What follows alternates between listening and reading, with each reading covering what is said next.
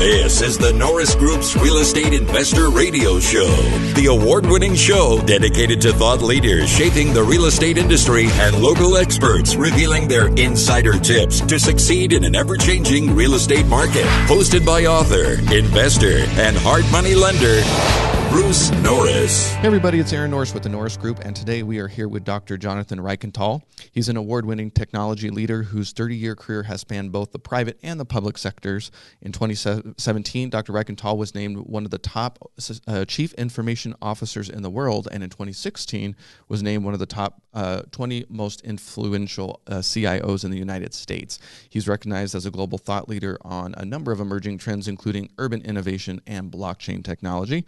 In 2013, he was recognized as one of the top 25 doers, dreamers, and drivers in government in America, and his innovative work in government has also been recognized by the White House. He's a popular writer and educator, producing several highly successful online courses with LinkedIn Learning, which is how I got introduced to him. And he also co-authored the Apps Challenge Playbook and is a frequent public speaker on a wide range of technology and business-related topics. So welcome to the show. Thank you. It's great to be on here. Yeah, and I was introduced to you because I was on LinkedIn taking the Digital Transformation Leadership series, and you were the very first one. Your course is called The Foundations of the Fourth Industrial Revolution, which I thought was so fantastic, and I immediately reached out to you because I wanted to cover this and its effects on real estate, and the rest is now history. So that's great. Well, isn't it incredible how we're able to connect these days? I just find it just wonderful that you and I are talking now because of that intersection online. I just think that's great. Just real quick, have you been surprised about how this LinkedIn course has fared, and have you been getting really good positive feedback? I have. I've been working with LinkedIn Learning now for several years, and I have a pretty decent cadence of proposing course ideas and developing them now and then having them published. I'm doing 2 or 3 per year, which is, given all the other things I'm doing, I think it's about as much as I can do. I'm trying to really identify topics that are very current and are going to be big game changers in the months and years ahead. And one of the things I do is I check to see, is anybody else doing anything on more broadly on these topics, and then specifically on the LinkedIn platform, which is very popular. Is anyone doing anything? If they're not, I want to quickly fill that niche. So, I fell in love with this fourth industrial revolution idea because it's such a great way for all of us to understand the future and the transformations happening in every part of the economy, both to enterprises and to individuals. And then recently I've been working on, and I've just completed a draft of the course on quantum computing, which I also think, by the way, is a subset of the fourth industrial revolution, but in of itself a massive potential game changer as it relates to computing platforms. So the response is really amazing. My blockchain courses, are approaching 1 million participants. Oh, wow. I think, thank you. I think from my research, they may be the most popular blockchain technology courses in the world right now, and so I'm just humbled by that. Well, but I know we're going to talk about the Industrial Revolution, and I think that this topic I feel that it is building in momentum. I got the timing reasonably right, and I think the big boost in this topic is going to be not behind us or currently, but all ahead of us. I agree. So I'm getting, thank you. And, I think it was the perfect, were you aware that they were going to make that as the introduction course into digital transformation leadership course, or did that just happen to fall into place? I think, I don't think I was, aware of how they might position it relative to their other courses and their learning paths. I'm very happy, of course, and I think it's exactly the right intro course because it sets the table, for everything that's happening from, smart buildings to energy to, the future of public safety and digitization and on and on. So, I do leave it to my expert colleagues at LinkedIn to position it appropriately, and so I'm thrilled that they actually did that. Well, I agree with your assessment. I think the Industry 4.0 is a broad term that encompasses a ton of technology, and that's I just love the way that you structured the course and framed it. And I think a lot of people may be listening like, this is a real estate show. Why are you talking about Industry 4.0? But I think it's critical because hopefully, I know we'll get into today how this is shaping urban and suburban environments and how it could change potential real estate and the job sector. Some people aren't thinking broad enough and looking at all these technologies coming into play and how it might impact how we live and work. Yeah. So I just loved how you framed it. So that's why I was so excited when you agreed to come on. So I think I just wanted to, if I could quickly, magnify this important point you're making. It's something I try to share at every kind of event I have the possibility to do, or even podcasts and other forums. Is, and that's the words you use, is people aren't thinking big enough. I think that's probably one of the biggest challenges we have with what's ahead of us, is that individuals and enterprises aren't being bold enough and broad enough in how they're thinking about the implications of change. So I have the luxury to work with governments and businesses to sort of look at their strategy and help them with their strategy. And it doesn't, it's almost always like this. It doesn't fail to present itself as something that is not big enough, and often my recommendation is going to be think bigger, be bolder, take greater risk. And I think that's key in one of the takeaways in this new period that we're entering. I think you're going to be a very busy guy over the next decade, because I think it's going to happen a lot faster than some think. But let's start at ground zero. How do you quickly define Industry 4.0? Well, I like to think the term Industry 4.0, comes from the German government.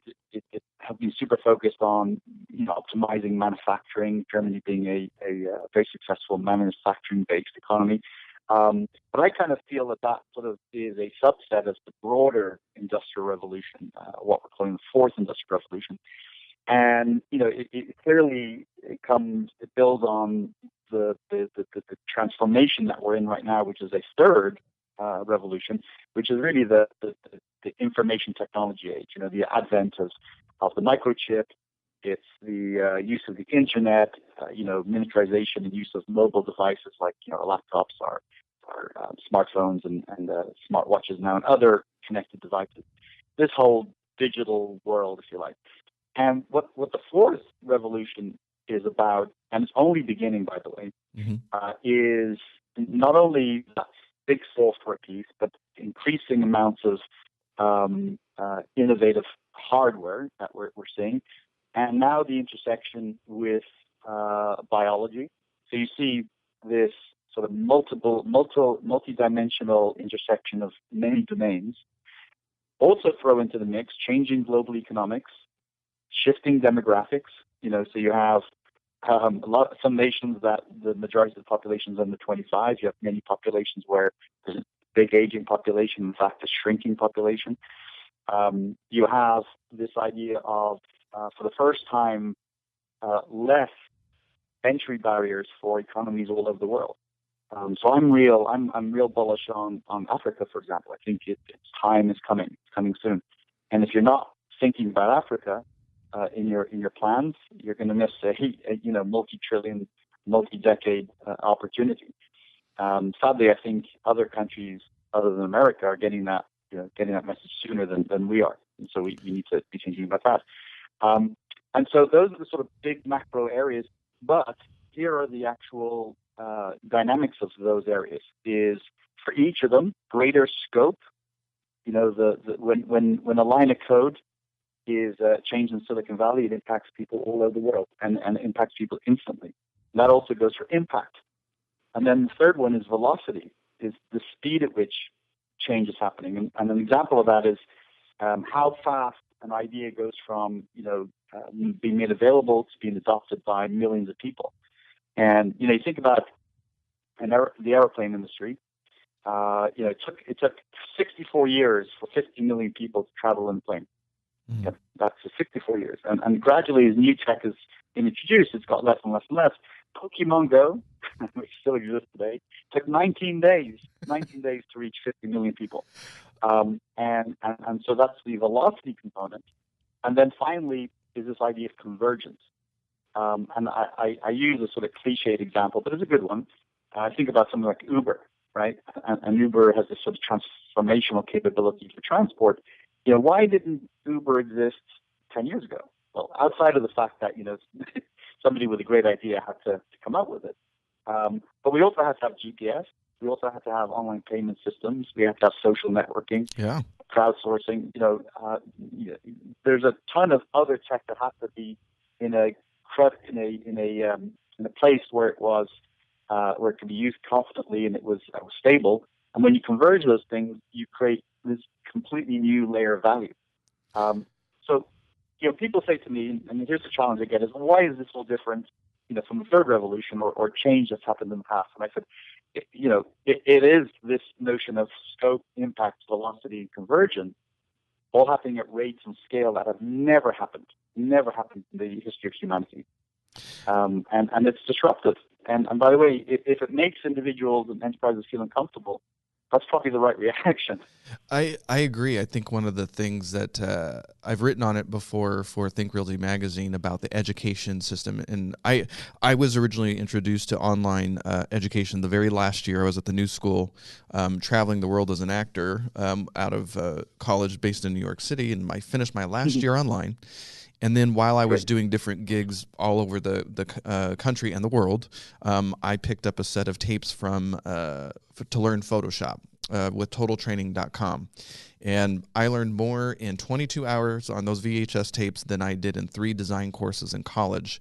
And I thought when I saw LinkedIn by Lynda.com and then Microsoft bought LinkedIn, I thought those 2 purchases were some of the most on-brand purchases. But I'm like, whoa. So I could potentially take a course from somebody like a Warren Buffett.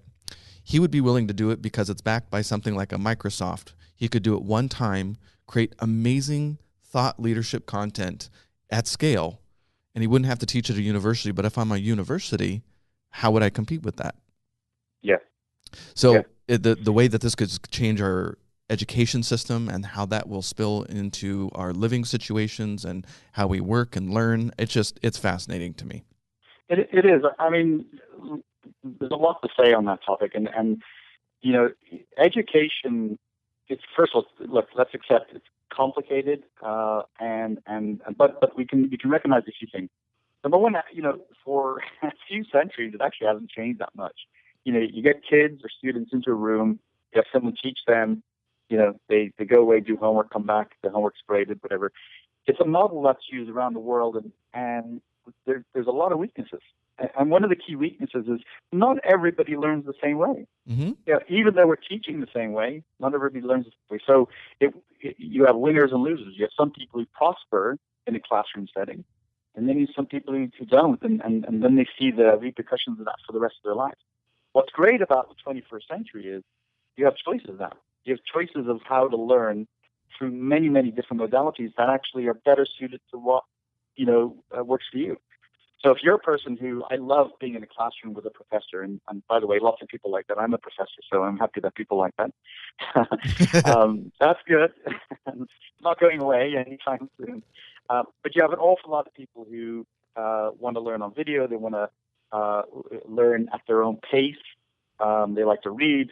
They like to do sort of like connect on links that take you to a diverse set of different perspectives and different ways of talking about a topic. This idea of online video or on-demand online video in snack length, so I'm talking about not that sort of 4-hour video that you watch, but like videos that are like 3 to 6 minutes long, and they teach you little pieces of something that when you add them all together, you understand the topic. This is the hottest area right now in education. It is the fastest growing and the most lucrative area of education because people like it. And whether you're, like you described, you're an individual who sort of does it on their own time, or you are in an enterprise and you have to learn a new skill, you can carve out time on work hours, or maybe you do it on the weekend, whatever is the arrangement. It is exploding in popularity. And it's probably, on balance, it seems like a really good thing. It means that, kids have opportunity all over the world to see the same content everyone else does, and that hasn't been always the case. It's more, I guess, there's a little bit more democracy to it. Yeah, absolutely. There's a really good book that I read several years ago called Fortune at the Bottom of the Pyramid. And I think to your point about Africa, the book was talking about Fortune 500 companies that work in these third world countries and still make a lot of money.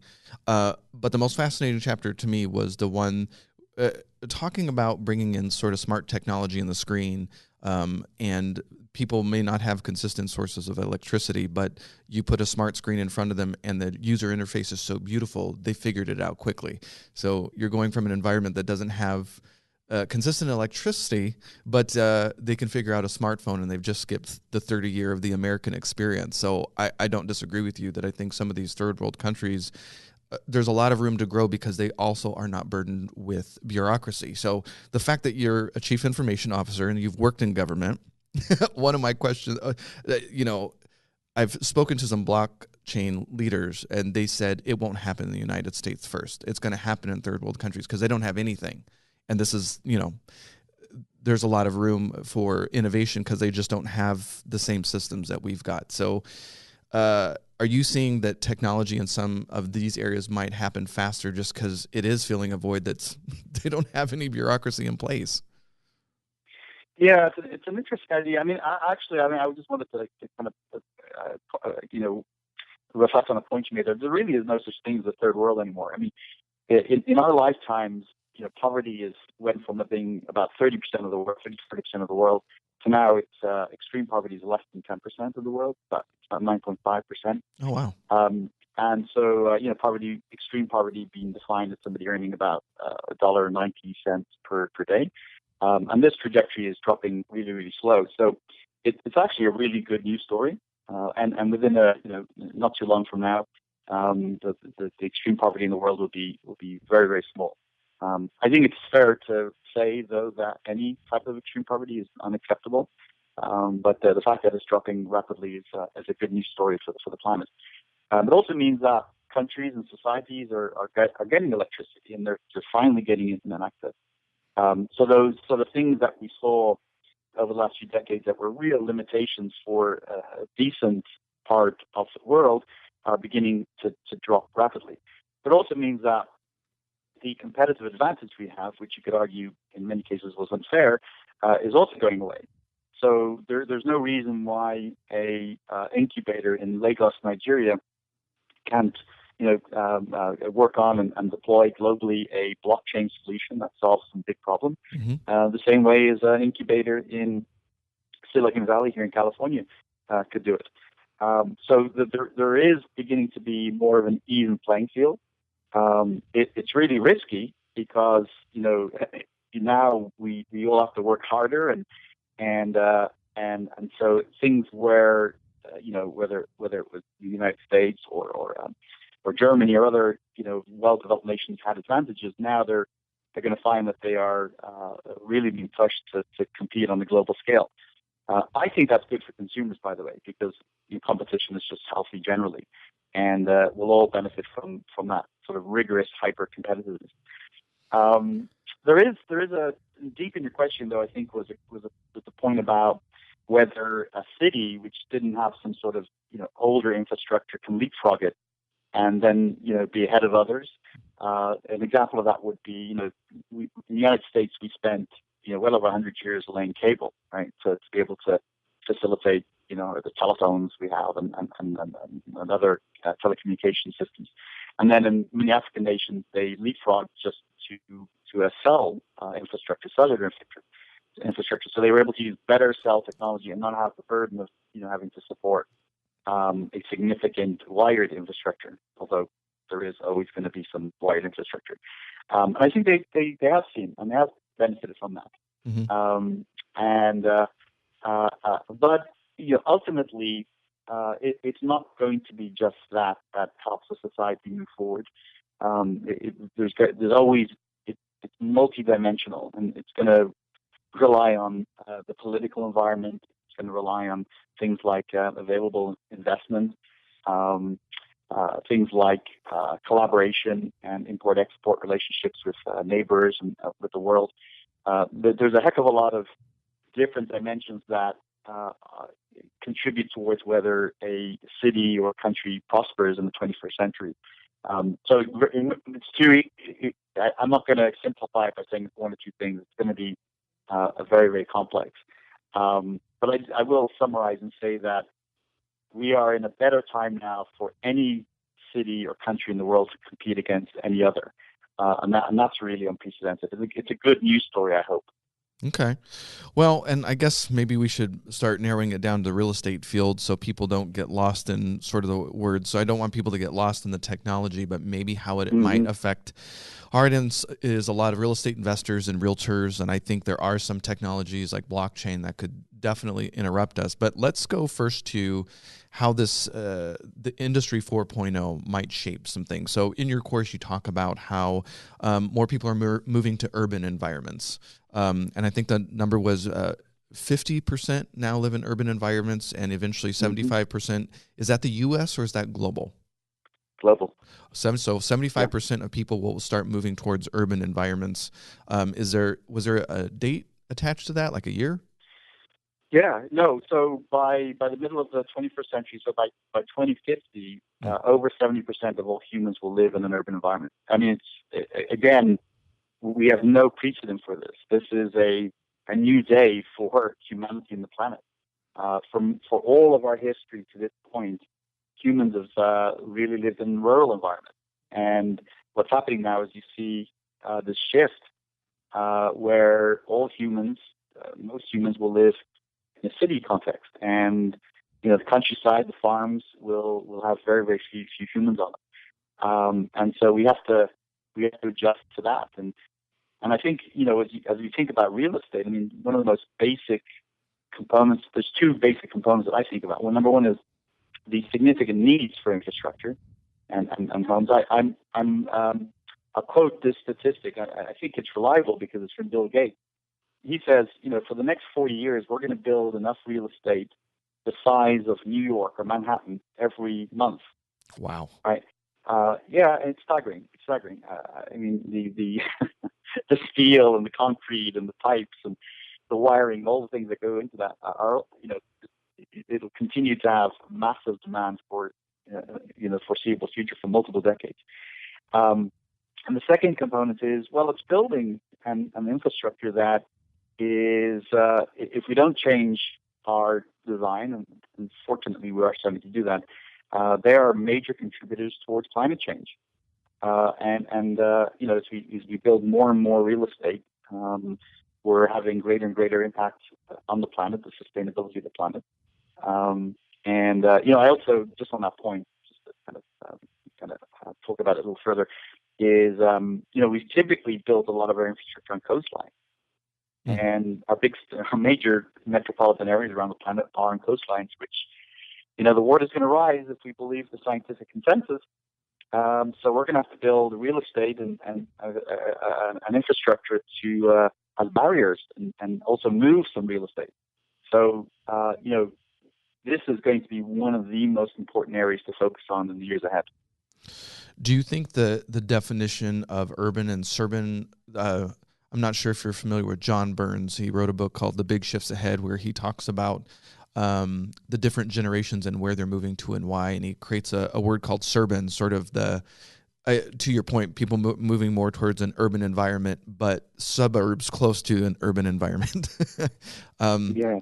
But I don't know if I've seen sort of the definition, and this is going to lead into the sort of the smart cities conversation, but just curious, is the definition of urban or suburban changing at all? So there are some indications of that. You see, for example, the millennials and Generation Y tending to want to live more in an urban environment. You're seeing in many communities, particularly in the U.S., a revitalization of downtown as a place to live. If you think about the last few decades, downtown areas, the sort of center cities, have become ghost towns where people, work there during the day, and then 5:30 or 6, you're lucky enough, you get your car or you jump on a train and you go out to the suburbs. Now what's happening is you see a little bit of a reversal of that, where the newer generations want to thrive, and they're excited by living in that sort of more dense urban environment. It's too early to tell, I think, what the long-term trends look like.